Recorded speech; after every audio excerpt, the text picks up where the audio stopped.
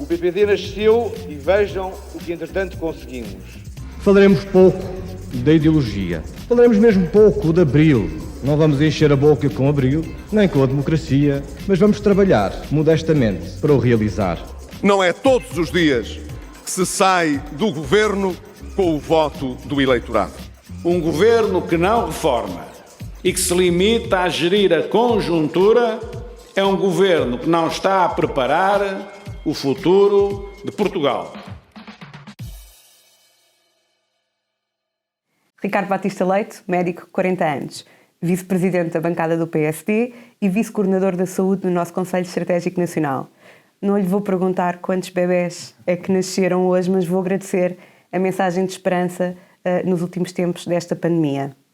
O Ricardo disse recentemente numa entrevista que o importante é estarmos próximos das pessoas e a cada momento agarrarmos as oportunidades e darmos o nosso máximo. É pelas pessoas que continua a pautar a sua conduta enquanto deputado, médico e cidadão? Antes de mais, obrigado pelo convite, Joana, e de facto a referência aos bebés tem a ver com as redes sociais, onde tenho colocado diariamente ao longo desta pandemia uma lembrança que nascem em média 350 mil crianças em todo esse mundo fora, e é uma mensagem de esperança de que a vida continua apesar da confusão generalizada, e isso toca muito na tua pergunta. A humanização da política é fundamental. A humanização da nossa vivência em sociedade, eu acho que é algo que temos que retirar desta crise que estamos a viver. Até porque vamos viver um período muito difícil a seguir, com a crise económica e social que derivam da crise sanitária que ainda está em curso.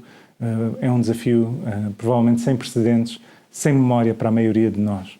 E, portanto, sim, como médico, como político, como cidadão, acima de tudo, procuro estar próximo das pessoas e colocar-me no lugar do outro em cada coisa que eu faço, e creio que se todos fizermos esse esforço podemos trabalhar todos para o bem comum. Ricardo, apesar dos avanços, ainda não há uma data específica para a disponibilização de uma vacina contra a Covid-19. Acha que o nosso país está preparado para uma segunda vaga? Ainda há muito trabalho a fazer. O PSD tem apelado no espírito de colaboração e de crítica construtiva ao Governo. Entendemos que o Governo ainda não fez o que é necessário. Deram-se passos. O PSD alertou, por exemplo, a questão da vacina da gripe, que parece que já está resolvida. Ainda falta saber alguns dados em concreto. Seria importante investir na vacina pneumocócica. O investimento em cuidados intensivos, foram prometidas quase mais 400 camas, que são identificadas como necessárias no contexto de uma segunda vaga, ainda não existem. A organização dos serviços hospitalares também carecem de clarificação. Não faz sentido, a nosso ver, manter todos os hospitais com 2 circuitos, um Covid e um não Covid, e garantir a resposta para todos os doentes não Covid. Ou seja, há aqui um conjunto de esforços que tem que ser feito, para além do esforço de Portugal se posicionar no sentido de estar na linha da frente quando houver uma vacina, de conseguir ter acesso. Vários países já o fizeram, já se chegaram mesmo à frente, digamos assim, com financiamento junto dos produtores destas vacinas. Portugal ainda não fez esse trabalho. Ou seja, paralelamente com a gestão do presente, temos que preparar o futuro em qualquer crise. E, em particular, numa crise, numa emergência de saúde pública, temos que esperar pelo melhor, mas preparar para o pior. Devido à pandemia da Covid-19, ficaram por realizar milhares de consultas, exames e operações. Como se pode dar resposta a todas estas pessoas? Foram mais de 3,5 milhões de consultas de cuidados primários, ou seja, dos médicos de família, cerca de 1 milhão de consultas nos hospitais, mais de 100 mil cirurgias canceladas, das quais mais de 2.500 cirurgias oncológicas de pessoas com cancro. O presidente da Associação de Médicos de Medicina Geral e Familiar disse que mais de 15 mil diagnósticos de cancro não foram realizados neste período desde que foi declarado o estado de emergência. Portanto, nós temos aqui uma situação grave.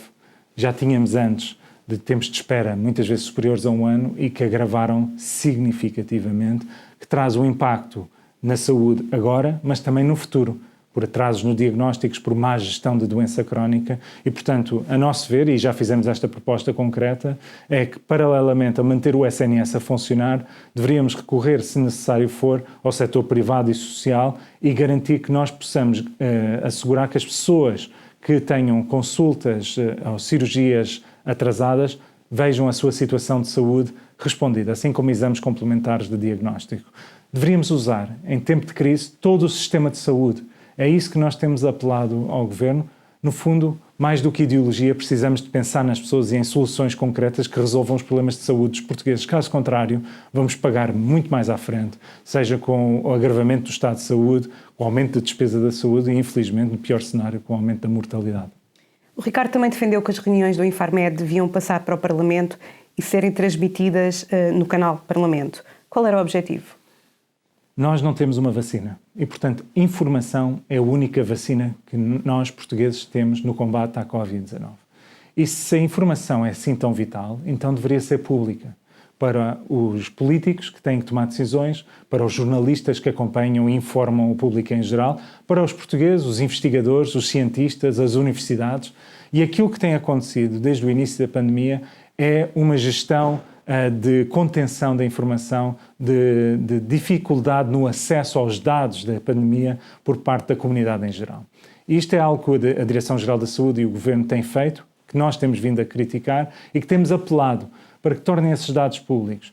E a partir do momento em que se ficou no ar, claramente por parte do Presidente da República e depois do Primeiro-Ministro, que não iríamos ter a mesma cadência das reuniões do Infarmed, reuniões essas que claramente estavam a seguir um caminho muito pouco útil até pela sua organização, que passassem para o Parlamento os especialistas que a Direção-Geral de Saúde entendesse para expor perante o Parlamento, perante os deputados, mas também perante o país, a situação de uma forma quinzenal da evolução da pandemia, sobretudo a partir de setembro, na antecipação daquilo que vai ser o inverno, que todos reconhecem comporta riscos de uma segunda vaga.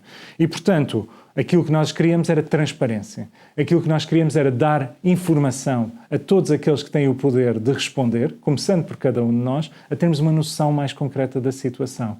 Continuamos a apelar. Apesar de ter sido chumbado pelo Partido Socialista e pelo Partido Comunista, apelamos é que esta informação continue a ser disponibilizada de forma pública, que seja disponibilizada a todos, que, no fundo, este processo e estes meses que demonstraram que não disponibilizar essa informação contribui negativamente para a resposta à pandemia, que sejamos capazes, como país, de dar estes dados a todos para que juntos possamos encontrar soluções. Muito bem. Tudo o que se fizesse seria sempre insuficiente face a tudo o que os profissionais de saúde fizeram. Mas o PSD apresentou e viu aprovada uma proposta que premiava os profissionais de saúde.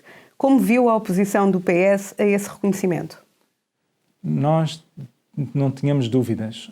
Se o país aguentou esta primeira vaga da Covid-19, por um lado foi fruto da atitude responsável dos portugueses, que mesmo antes do estado de emergência começaram a ficar em casa e que demonstraram um enorme sentido de responsabilidade cívica e de solidariedade para com os próximos, mas também pelos profissionais de saúde.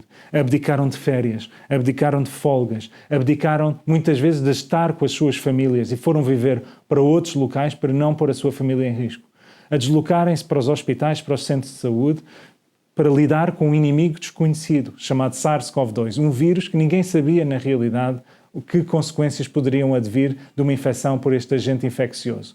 E estes profissionais de saúde, médicos, enfermeiros, farmacêuticos, auxiliares, administrativos, estiveram lá, na linha da frente, não pediram nada em troca.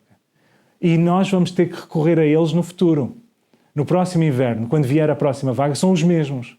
E o mínimo que o país pode fazer, nada vai pagar aquilo que eles fizeram, mas o mínimo é reconhecer que o país lhes está grato e é um prémio, sob a forma de um prémio financeiro e recompensa de alguns dias de férias porque estão esgotados verdadeiramente, é o mínimo que se pode fazer para mostrar esse sinal de reconhecimento e garantir que possamos continuar a contar com os níveis de motivação que verificamos.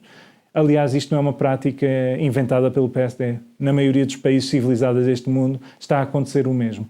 De facto, foi de lamentar o voto contra do Partido Socialista numa fase inicial, mas, felizmente, no final, todos os partidos acabaram por se juntar para garantir este apoio e esperemos agora que o Governo cumpra com aquilo que está definido no Orçamento Suplementar, que é, neste ano, garantir que os profissionais se veem recompensados, pelo menos nesta pequena parte, e manifestar através disso a nossa profunda gratidão àqueles que muitos chamaram de heróis, mas que rapidamente se esqueceram. Nós não nos esquecemos, não nos podemos esquecer e contamos com eles para garantir que Portugal possa responder eficazmente a esta crise sanitária e possamos voltar rapidamente a podermos viver uma vida normal como um dia já tivemos.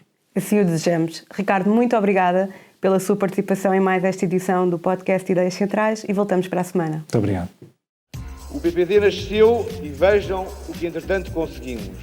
Falaremos pouco da ideologia. Falaremos mesmo pouco de Abril. Não vamos encher a boca com Abril, nem com a democracia, mas vamos trabalhar modestamente para o realizar. Não é todos os dias que se sai do governo com o voto do eleitorado. Um governo que não reforma e que se limita a gerir a conjuntura é um governo que não está a preparar o futuro de Portugal.